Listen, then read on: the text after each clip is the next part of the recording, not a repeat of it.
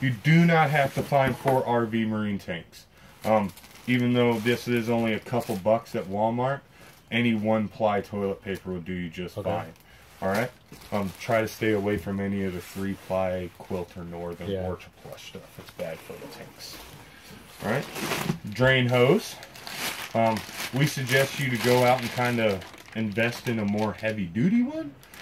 I use these all the time. We don't invest in any heavier duty ones ourselves either, but it's just not the strongest hose.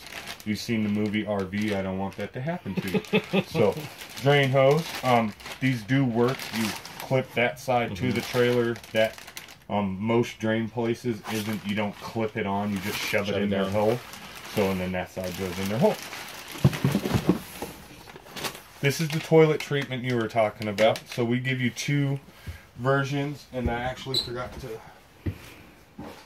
And they give you 1 version. So this comes with the trailer. This is a liquid form. Okay. Half the bottle down the toilet, flush it down. I would hold it open and pour it through, because you might dye the inside of the toilet. Okay. This is powder, and all you do is drop that packet, not this whole packet. How often do we have to do that? Every time you drain the tank. Okay. Alright, and then another thing, never leave the black tank completely empty.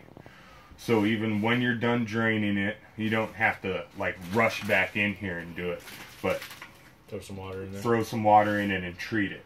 That's just because if it's in the hot of the summer and you leave it empty, it's going to heat the tank, and if it's dry, everything will start to dry to the side of the tank.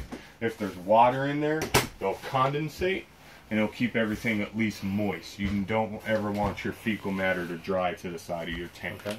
Alright, so every time you drain it, Camping World, Walmart, and all, they sell, pick a bunch of them. 30-pack of this, and there you go. So here's a little adapter to go from 30 amp to 110. So this is so you can plug into any outlet, plug in at home.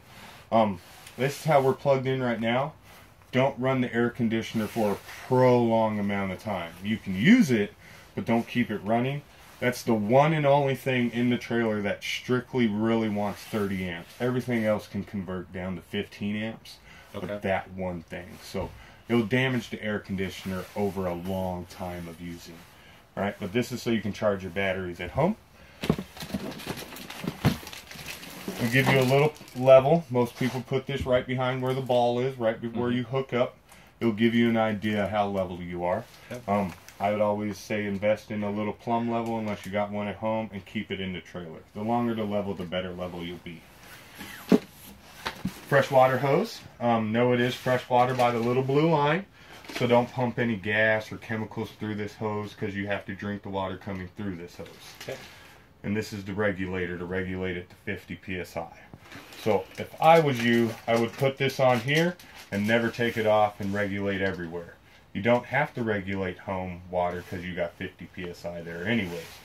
Better safe than sorry. Some RV places push up to 500 psi. You take all their water pressure, you'll destroy the trailer. Okay. Alright? So better safe than sorry. Just leave it on there. That's what I would do. And that's it.